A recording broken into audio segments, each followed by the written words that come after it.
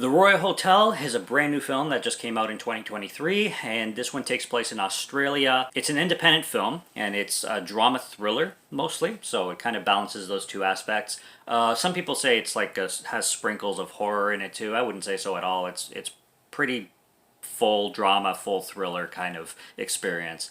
And it's about these two girls. They're from America, although in the film they tell everybody that they're from Canada so they can get a little bit more respect because a lot of international countries respect Canadians more than Americans, I hear. But they're vacationing in Australia and they're partying all the time. They kind of run out of money, so they come to this point where they need to like get a job and make more money while they're there because they still have some time there. They're not ready to come back to the U.S. yet. And they find this like dive bar that's in this mining town that's quite away from Sydney where they were like staying and spending most of their time in. But this job pays, and they're looking for two bartenders, and they go as American girls to work at this bar that mostly serves minors, as well, like minors, not underage people, minors like they work in tunnels and shit, and really rough crowd. Like the whole crowd that goes into the bar is like really rough, like some women, but mostly older buff men kind of thing. And they run into some problems with the attendees because you have these two very young American girls in a foreign land, and they start to get harassed, picked on, everything you can imagine, and it kind of leads into an escalation situation, and really interesting things happen in this film. It's very well written, it's very well acted. I think this is a great release from this year that has a lot of surprises in it. Although it's a subject matter that is done a lot and has been played to death a lot, it's I wouldn't call it a revenge thriller, really. Just more of like a situational thriller drama with Hugo Weaving in here as well, which I didn't even know until later when I was looking up the film and stuff and saw his name. I'm like, who the hell was he? Because I didn't even recognize him in the film. And he plays the bar owner, and he's basically this really old bearded drunk kind of guy.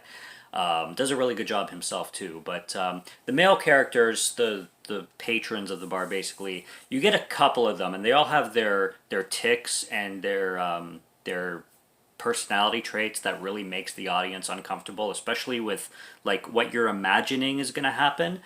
Some of those things end up happening. Some of those things don't end up happening, but it really leaves you in this tense space of like something bad's going to happen. It's an anticipation thing, so it really leaves you with a lot of nerves in your gut and your soul and your psyche kind of thing.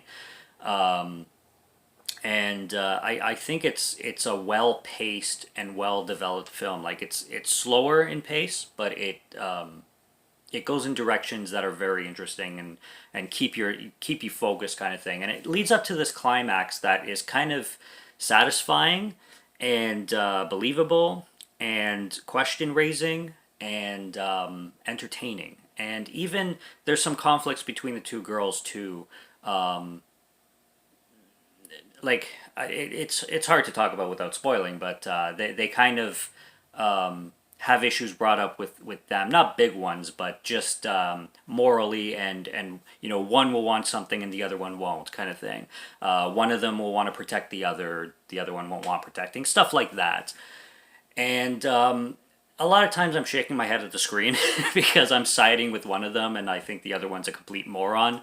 But that's how they're feeling. And it's also one of those films, I will mention, that a lot of when the stupid decisions are made by both of them, because I think both of them make different stupid decisions here and there.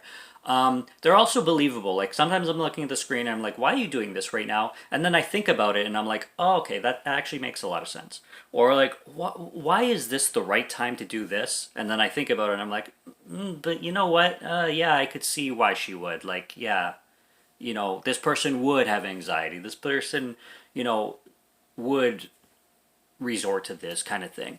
So it's interesting that way because usually I just roll my eyes and don't buy it at all. But with this one, if you actually do take a couple seconds to think about the situations, they start to actually become more believable and become more realistic. And it's a very realistic film.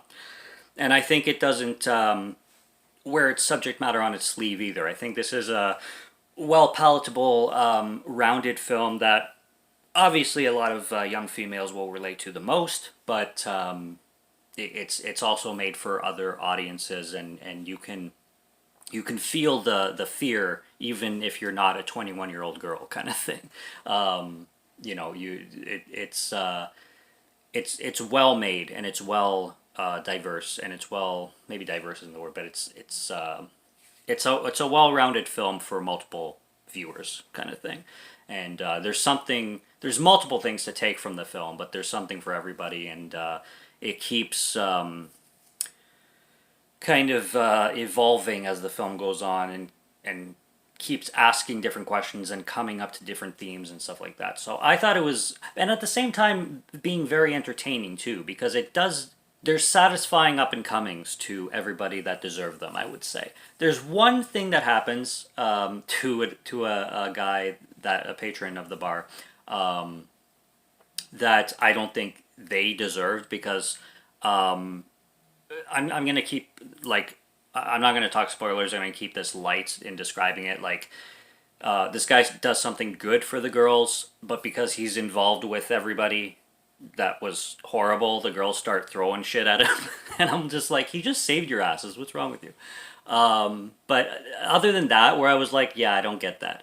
Everything else was kind of believing and deserving, and kind of everything's well rounded.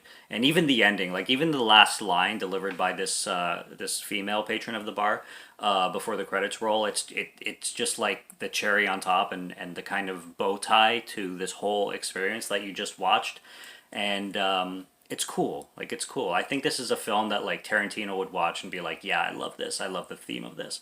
So I liked it a lot. Go check out The Royal Hotel. It's brand new. It just came out. Unfortunately, I forget the two actresses' names. I know one of them, the one with the blonde curly hair. I've seen her pop up, and she was in Grandma. She was in a few things.